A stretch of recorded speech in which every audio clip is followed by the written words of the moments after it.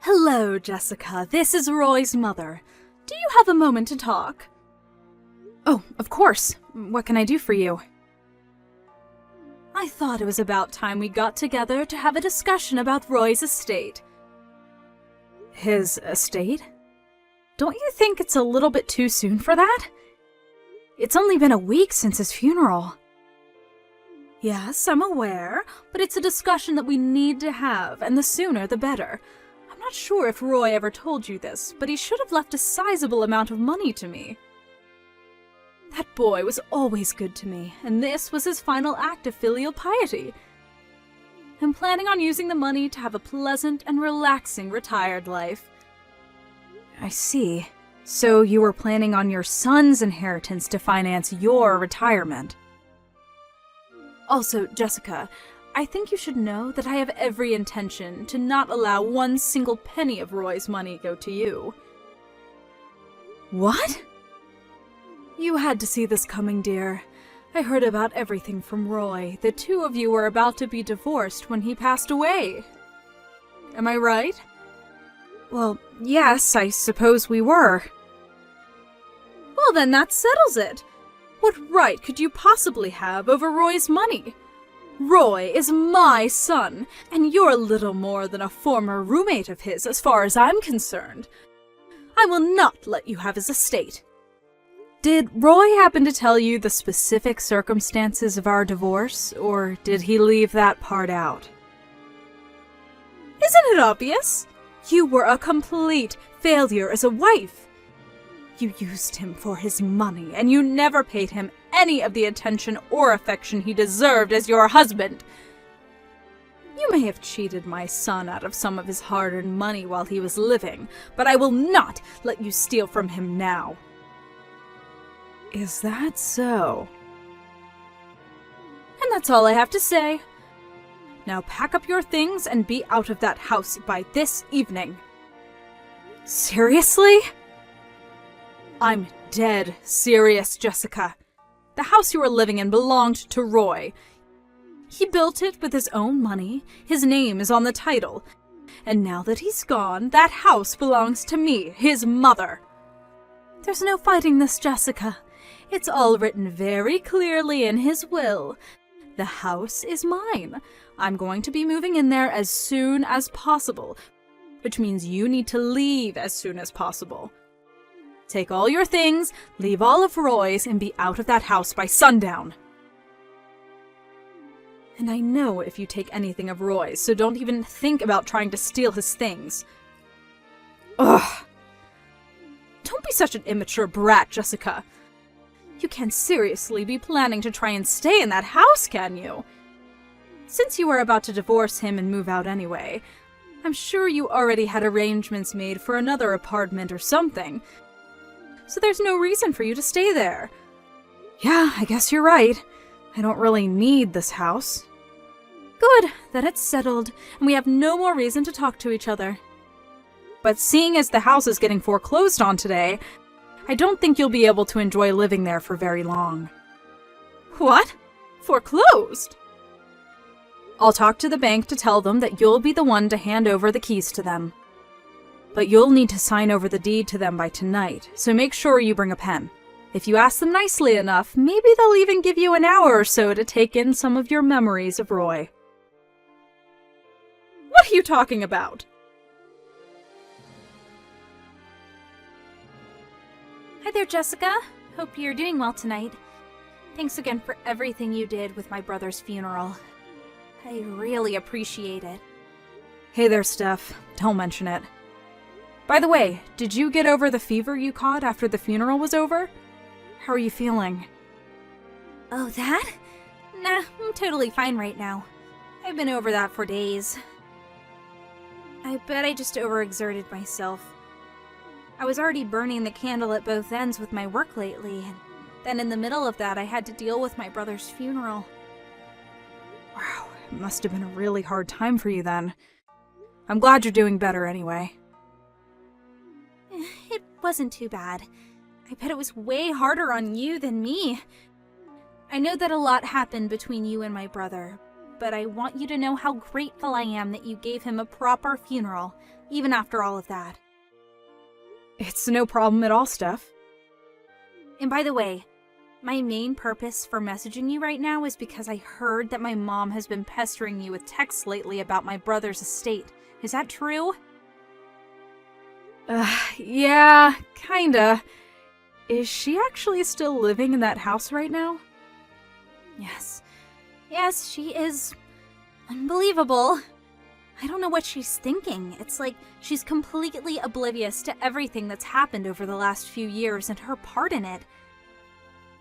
My dad says it's like talking to a brick wall trying to talk sense into her these days. Oh, boy. I wish there was a way I could help. Well, that's actually the second thing I wanted to talk to you about.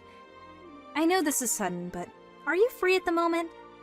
If possible, I'd like to meet with you in person. There's a number of things I'd like to talk to you about, including what to do next about my mom. Yeah, I'm totally free tonight. I'm staying at the hotel that's right next to the bus station downtown. If I recall correctly, your house isn't too far away from here, right? We could either meet at your house or my hotel's lobby, whichever is best for you. I'll go ahead and head over to your hotel. I remember where it is. Thanks. See you then.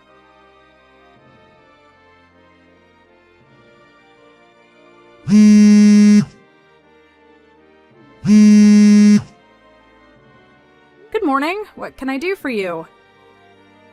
Don't give me good morning.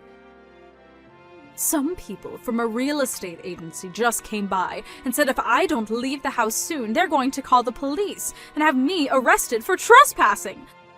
According to them, the house is actually in your name. That's the first I've ever heard of that. Why didn't you tell me? You already sold it to them? You owe me an explanation. Wait, you really didn't know about all that? I guess maybe Roy was planning to tell you about everything once it had been finalized, but it seems like he could have at least told you the bare minimum. Hurry up and explain what you did. Just make sure you're aware that Roy and I were planning to get a divorce when he died, right? Yes, and what of it? What does that have to do with you stealing my house and selling it without my permission? I'm getting there, calm down. Next, were you aware that the reason we were getting divorced was because Roy was cheating on me? He was? Ah, so you didn't know. Well, he was cheating on me, so I sued him both for the damages related to the affairs as well as for a divorce. Roy was lavishing his mistress with gifts, designer handbags, shoes, vacations, you name it. And in just the span of a year, our total savings declined from around $100,000 to just $1,000. He spent that much in a single year? Now, one major problem for Roy was that the money he spent came out of our joint savings account. So he had spent tens of thousands of dollars of savings that were also mine without my permission on his illicit affair. Ordinarily, in this sort of situation, I'd have the legal right to demand he return every single penny of that money to me. But I was also fully aware that he had no means with which to repay it, and I was eager to not have any interactions with him anymore after the divorce. So, our lawyers talked it over, and in the end the compromise we decided on was this. I would agree not to sue Roy, to have him return the money he spent on his mistress, and in return I would receive the house, as well as all the furniture and appliances in the house.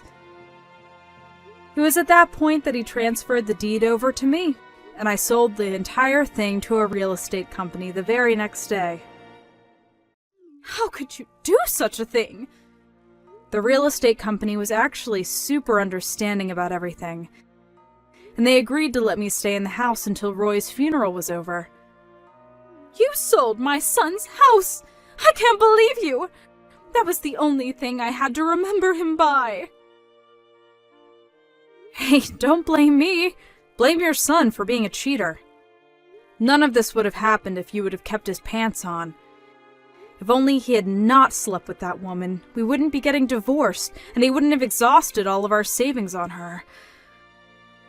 So, yeah. I don't see how I did anything wrong in all this. It's all Roy and his mistress's fault. Yes, you're right. It's all his mistress's fault, that vile woman. If she hadn't seduced my poor, innocent Roy, then none of this would have ever happened. Who is that vile harpy? Tell me her name. You must know who she is, don't you? I'll go find her and give her a piece of my mind for the terrible fate she brought upon my poor Roy.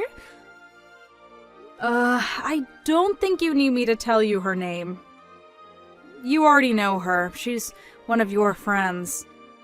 What? What are you talking about? It was Nancy Johnson.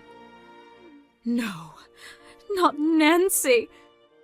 How long ago was it? Maybe 2 years ago or so? You were going at me in your usual way, telling me I'm worthless and that Roy deserves better than me, when you said, I know, I'll just have to find him a woman better than you. Sometime after that, you brought the darling Nancy Johnson, the daughter of one of your friends, over for dinner.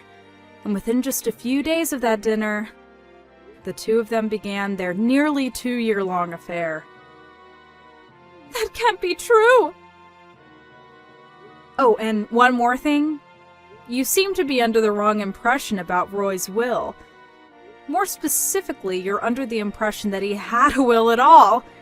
He didn't. And since he had no will, by default his estate is passed on to his legal heir. I know that. Everyone knows that. That's exactly what I'm saying. As his mother, I'm his next of kin, and so I'm the one who gets his estate. I hate to be the bearer of bad news, but since we were still married at the time of Roy's death, I was still his legal wife, and thus I am his next of kin, not you. What? And I mean, besides, even if you were to inherit his estate, how much do you think it could really be worth? He didn't just waste our joint savings account on his mistress. He even blew through the savings he had from when he was single. So I don't know what you were expecting, but at this point he doesn't have much of an estate at all. Oh no. When going through his stuff the other day, I looked up his bank accounts, and none of them had more than a few dollars in it. I don't believe you. You're lying! Well, if you want some proof, I can give you all his bank cards and passwords, and you can check them all out for yourself. And if you're still intent on trying to claim that for yourselves, you're more than welcome to have your lawyer contact mine and discuss the issue. What do you say? Enough of this already. I get it. Oh, well that's good. Be sure to have all your things moved out of the house by sundown tonight. Tonight? You can't do this to me, Jessica.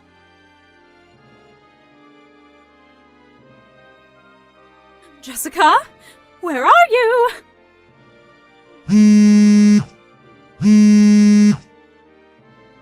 I just stopped by your parents' house, but they weren't living there anymore. When did they move?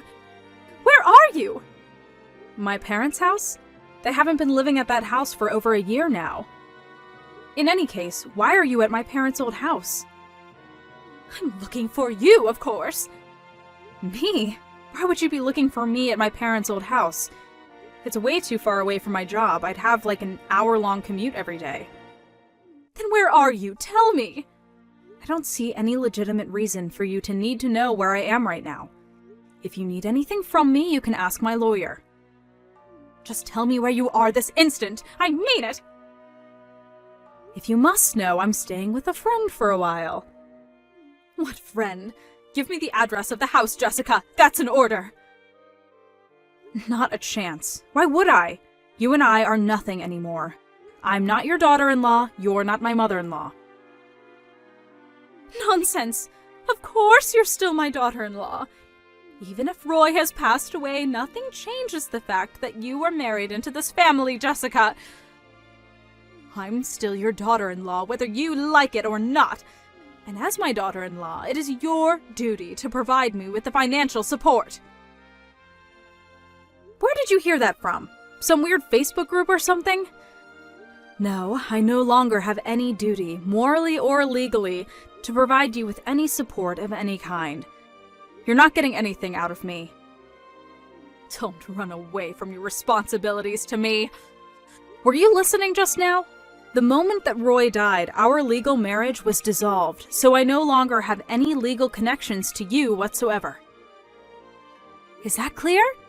I'm not your daughter-in-law anymore, and even if I was, I still would do everything in my power to not have to provide you with any support. You're terrible! I don't deserve to be treated this way! After everything you've done to me over the years? You deserve way worse from me than this. You're lucky I didn't sue you for emotional abuse. So no, I'm not going to give you the address for my friend's house, who is even less of a connection to you than me. Now just leave me alone! I never want to speak to you again for the rest of my life. You can't abandon me. What am I supposed to do now? Oh, right. Your husband divorced you the other day, didn't he? How do you know that? I heard the whole thing from Steph. It was quite the story. I didn't even know about this at the time, but the night that Roy got into that car accident, he was on his way to see his mistress, Nancy, wasn't he? Your ex-husband found out about that. And he also found out that you were the one introducing the two of them. Boy, was he shocked to hear that. And the straw that broke the camel's back was when I let the two of them know that you introduced them in hopes that Roy would leave me and get married to her. Once he heard that, he couldn't take it anymore and filed for divorce the very same day. He kicked you out of the house. And when you tried crawling to Steph for help, she cut you out too. Aren't you in a predicament? But there was no way I could have predicted things would turn out like this. I'll give you that much. I wouldn't have seen it coming either if I was in your shoes. But then, if I was in your shoes, I don't think I'd be going around encouraging my son to have an affair, and also actively bringing him women to have affairs with. Please, Jessica, you have to help me. Why? Because I have nowhere else to go. My parents are long dead, and I have no siblings. Don't you remember your wedding vows? You promised to love my son, for better or worse, richer or poorer, in sickness and in health, right? Who cares about legal connections? You're my daughter-in-law. We're eternally bound through your marriage to Roy. I know we can get along well, you'll see. Did you forget the whole "till death do us part" bit? Or that you were the one who pushed Roy into his affair, which led to the ends of both our marriages as well as his life? Well, or that you were constantly verbally abusive to me throughout the entire time I've known you? Lucky for you, your son's good-for-nothing wife is officially out of your hair forever. Jessica, you have to give me a place to live. That's an order. No. Jessica? I'm blocking you. And if you ever try to contact me again, I'll get a restraining order put out on you. Jessica! Goodbye. Enjoy the rest of your life.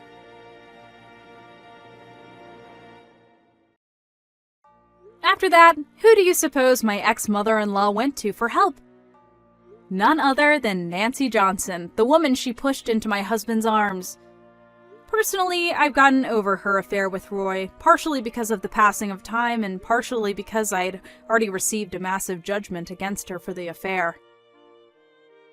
But it seems as though my ex-mother-in-law wasn't quite over it. She stormed in the house and screamed at her, saying, "If you hadn't made my Roy spend so much money on you, he would have had some left over for me." And then she started breaking every breakable object in sight. It's honestly kind of impressive how well she avoids placing even the smallest amount of blame for the situation on Roy, but I digress. In the end, Nancy ended up suing her, and winning a hefty judgment for the damage done to her house. So, now my ex-mother-in-law is stuck with being a 70-year-old divorcee, working whatever odd jobs she's physically capable of in order to pay it off. Part of me feels bad for her, but that's a very, very small part of me. Most of me just feels like she got what was coming for her. Karma always wins in the end. Oh well, none of that is any concern of mine anymore. Now I can finally get back to enjoying a nice, peaceful life with my fiancé. We're getting married next month.